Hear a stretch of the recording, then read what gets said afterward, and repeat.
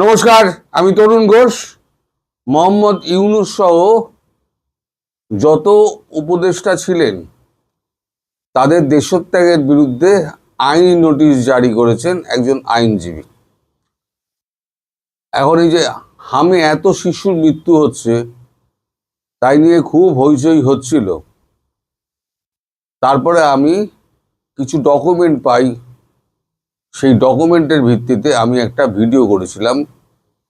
Video করে আমি অভিযোগ করেছিলাম যে 128 কোটি টাকা একটা বেসরকারি ওষুধ কোম্পানি থেকে উনি ঘুষ নিয়েছিলেন এবং সেই টাকার ভাগ প্রত্যেকে পেয়েছিল, রাজনৈতিক দলগুলো।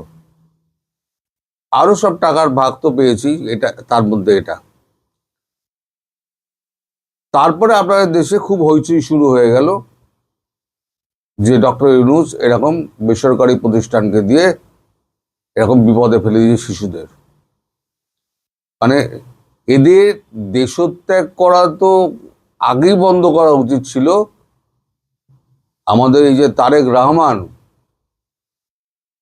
তার বিরুদ্ধে যে সমস্ত অভিযোগ রয়েছে, আজকে তো আমাদের খলিলুর রহমান, আপনাদের খলিলুর রহমান আজকে আসছেন, তাকে সমস্ত প্রশ্নমালার সম্মুখীন হতে হবেন। তিনি তীরবিদ্ধ হবেন, পুরো প্রশ্নবাণে বিদ্ধ হবেন। এই প্রশ্নও তাকে করা হবে যে কিসের ভিত্তিতে তাকে জাপান যেতে দেওয়া হলো, যখন ওই 10টি পয়েন্টের মধ্যে একটি পয়েন্টে ছিল ইউনূস সহ উপদেষ্টাদের কাউকে দেশত্যাগ করতে দেওয়া হবে না। তাহলে আপনারা দিলেন কি করে? জাপান সফর উনি করে এলেন কি করে? তো যাই হোক, এখন যেটা হয়েছে, আমি দুপুরে ওই ভিডিওটা করব, জয়শঙ্করের ভিডিওটা আমি দুপুরবেলা করব 1:30টার সময়।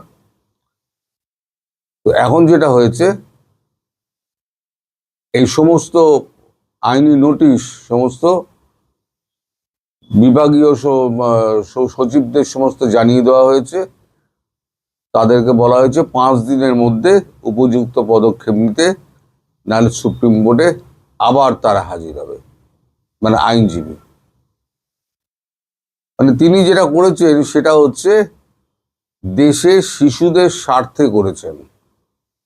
আরো আইনজীবীদের এবং দেশপ্রেমিক আইনজীবীদের এই মামলায় সমবেতভাবে এগিয়ে এসে জয়েন্টলি অ্যাপ্লিকেশন করা উচিত। সবাই মিলে চাপ তৈরি করো ইউনূসের উপরে। দেশটাকে তো ছাড়খাড় করে দিয়েছে, মানে কাকে বাদ দেয়নি। শিশুরা পর্যন্ত তার হাত থেকে নিস্তার পেল না। কত শিশু মারা গিয়েছে এখনো পর্যন্ত তার সঠিক সংখ্যা না আপনারা বলতে পারবেন, আমি তো দূরে থেকে, আমার বলার তো কোনো সম্ভাবনাই নেই। আর সরকার তো চেপেই যাচ্ছে। এই যে আমি এত বড় অভিযোগটা করলাম, কই মামলা তো করতে পারতেন আমার নামে। আমি তো বলেছিলাম আমার নামে মামলা করবেন, মামলা তো করতে পারতেন। কোনো রাজনৈতিক দল, ইউনূস, তার উপদেষ্টারা কেউ তো আমার বিরুদ্ধে মামলা করলেন না, আর মামলা করার সাহস নেই। বাস গভর্নমেন্ট অফ ইন্ডিয়াকে জানানোর সাহস নেই। কারণ গভর্নমেন্ট অফ ইন্ডিয়া যখন আমায় ডেকে পাঠাবে, তখন আমি যখন একের পর এক তথ্যগুলো তাদের সামনে তুলে ধরবো, তখন তারা কিন্তু অবাক হয়ে যাবেন এবং সঙ্গে সঙ্গে গলাটা টিপে ধরবে বাংলাদেশের। সেটা ওনারা জানেন।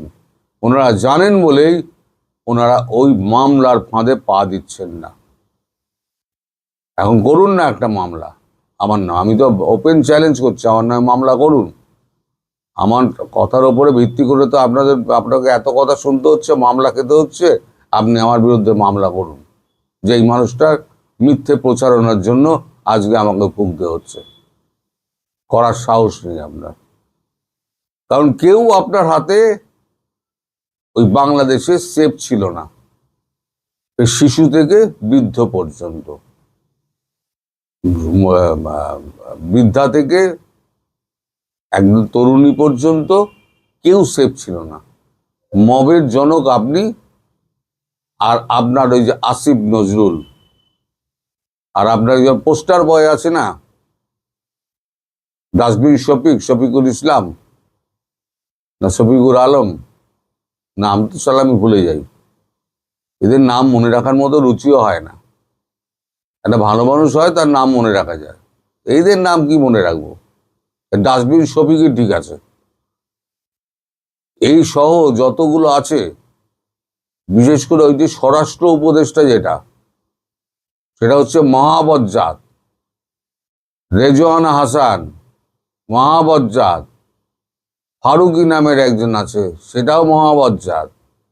এরকম বিভিন্ন লোকের নামে সমস্ত অভিযোগ করা হয়েছে, তারা যেন দেশ ত্যাগ করতে না পারেন। এর মধ্যে 2-4 জন কিন্তু ভেঙে পড়েছে ইতিমধ্যে হাওয়া হয়ে গেছে। এখন দেখা যাক এই মামলা 4-5 দিনের মধ্যে এই সচিবালয় কনসার্ন সচিবরা কি ব্যবস্থা নেন। যদি ব্যবস্থা না নেন, তাহলে পরে আইনজীবী তো আবার কোর্টে, সুপ্রিম কোর্টে যাবেন।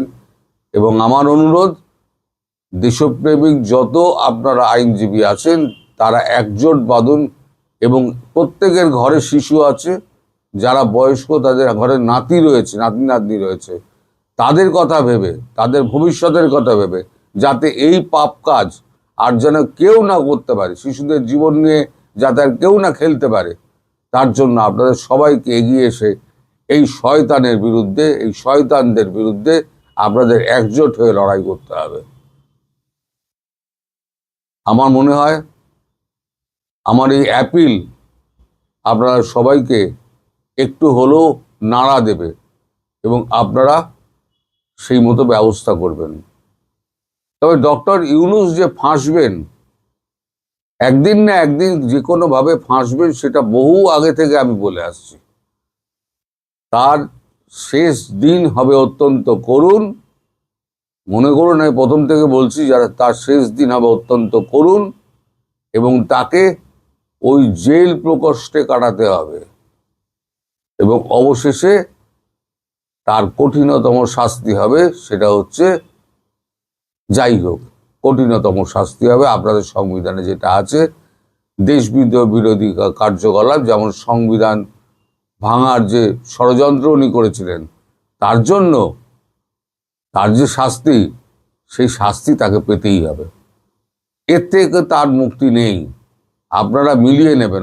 অনেকদিন আগে আমি বলেছিলাম, আপনারা হয়তো ভাবছেন যে আমি হয়তো বাজে কথা বলেছিলাম, কিন্তু আমি কিন্তু বুঝেছিলাম যে যে জিনিস উনি করছেন, সেই জিনিস থেকে পার পাবেন না। ক্ষমতা একদিন অন্যের কাছে ছিল, আজকে আপনার কাছে আছে, দেখুন আরেকদিন অন্যের কাছে চলে যাবে।